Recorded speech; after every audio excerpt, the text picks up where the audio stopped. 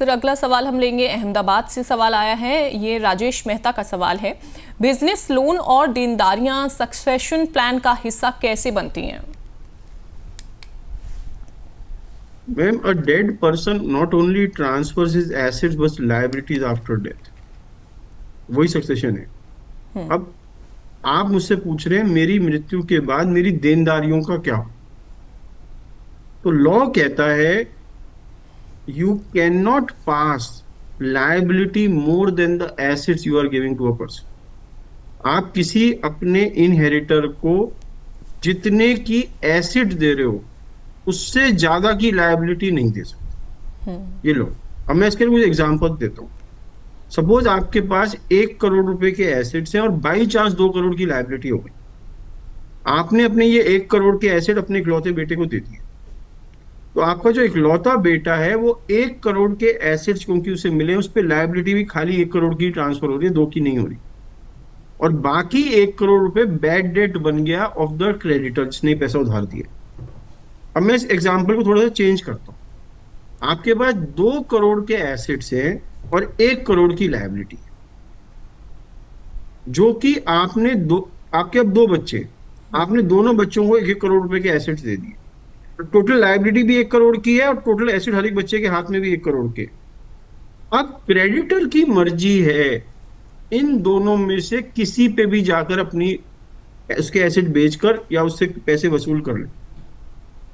पर जिस भाई ने अपने हिस्से से ज्यादा दे दिया उसका ऐसा कितना 50 लाख देना चाहिए था उसको, क्योंकि जब एसेट इक्वली डिवाइड होती है तो लायबिलिटी भी इक्वली डिवाइड होनी चाहिए। वो अपने भाई के ऊपर केस कर कर अपने 50 लाख वसूल कर सकता है, वो क्रेडिटर को मना नहीं कर सकता। अब यहां पर आपके लिए एक ऑप्शन था कि अगर आप विल बना जाते और उसमें लिखते कि मैं अपने बड़े बेटे को तो एसेट्स दे रहा हूं 1 करोड़ रुपए के विदाउट लायबिलिटी और छोटे वाले को एसेट दे रहा हूं 1 करोड़ के विद लायबिलिटी। अब क्रेडिटर को पहले छोटे वाले पे जाना पड़ेगा और छोटे वाला ये नहीं कह सकता मैं एसेट लेने को तैयार हूं लायबिलिटी लेने को तैयार नहीं। या तो दोनों लो या दोनों छोड़ दो, राइट? यही लॉ है, यही लॉ है।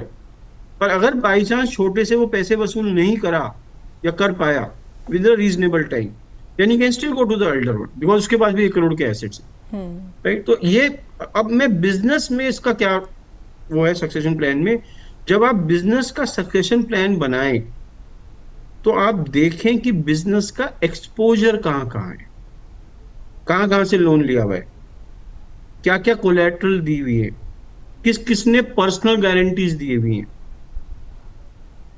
और उसकी प्लानिंग इस लॉ के अनुसार इस तरह से करें कि ये लायबिलिटीज आपके पर्सनल एसेट तक ना पहुंच पाए जी, ये बिजनेस तक ही सीमित रहे। और हम ये प्लानिंग आपके लिए कर सकते हैं। हम आप सबके लिए ये प्लानिंग कर सकते हैं कि हम आपके बिजनेस रिस्क को बिजनेस तक ही सीमित कर सकते हैं जिससे कि वो पर्सनल एसेट तक फॉलो ओवर ना हो। बिल्कुल, और ये ज़रूरी भी हो जाता है कि कई बार ऐसी प्रॉब्लम्स आ जाती हैं या कभी ऐसे सर्कमस्टांसेस हो सकते हैं कि बिज़नेस की जो प्रॉब्लम्स हैं कई बार वो जो आपकी अपने खुद की जो संपत्ति होती है, जो पर्सनल एसेट्स होते हैं, उस तक पहुंच जाती है। सर, एस्टेट प्लानिंग में कौन सी ऐसी संपत्ति हैं, किन संपत्तियों को या फिर अगर हम बात करें राइट्स को और व्यावसायिक तत्वों को शामिल करना बहुत ज़्यादा ज़रूरी है? सबसे पहला आपने बताया trademark, right? Trademark, patent, IPR ये बहुत इंपॉर्टेंट चीजें हैं। फिर बिजनेस के फिजिकल एसेट्स है ना, लैंड, बिल्डिंग, मशीनरी एटसेट्रा। फिर बिजनेस के financial assets, right? Shares, mutual funds, right? Business की आपने वेरियस बॉन्ड्स खरीदे हुए होते हैं, फिक्स डिपॉजिट्स कराई भी होती हैं, वो सब चीजें, दैट्स फाइनेंशियल एसेट्स, राइट? उसके अलावा कुछ इनटेंजिबल एसेट्स भी होते हैं बिजनेस के, जैसे गुडविल, उनका भी आपको बिजनेस के साथ देना जरूरी है, राइट? तो ये सब इनहेरिटेंस प्लान का पार्ट बनेंगे जी। और जरूरी नहीं है जिसको आप बिजनेस दे रहे हो उनको ये सब दे रहे हो, वो आप उसमें कुछ कुछ करके उसको चेंज भी कर सकते हो, राइट? कि ट्रेडमार्क किसी और के पास जा रहा है और बिजनेस किसी और पे जा रहा है, अगर आप पे वो राइट्स हैं बिजनेस के अंदर बिजनेस तरीके से स्ट्रक्चर्ड है, आप वो कर सकते हैं। बिल्कुल, तो इन बातों का ध्यान आपको रखना है।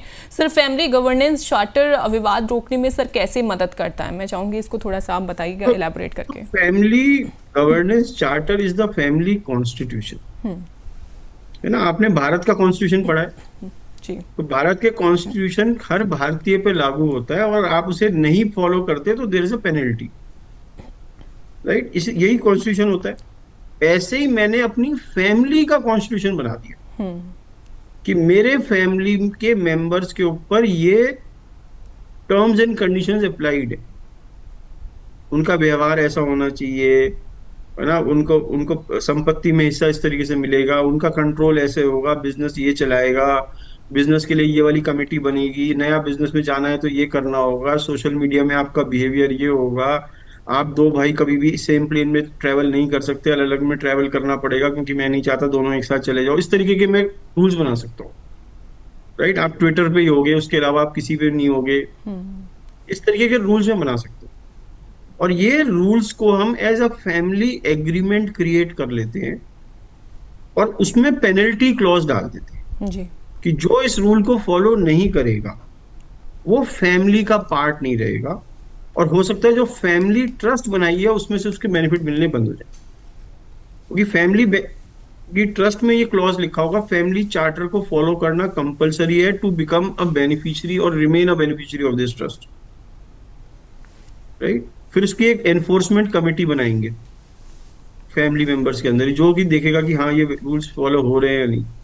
वो एनफोर्समेंट कमेटी हर 6 महीने में जो ट्रस्टीज है उसको रिपोर्ट देगी, yes these people are following, this is what's not being followed, तो उनको वार्निंग देके आप इनको ठीक कर सकते। तो family charter is nothing but rules and regulations of a family which are enforceable generally through a trust structure and family agreements.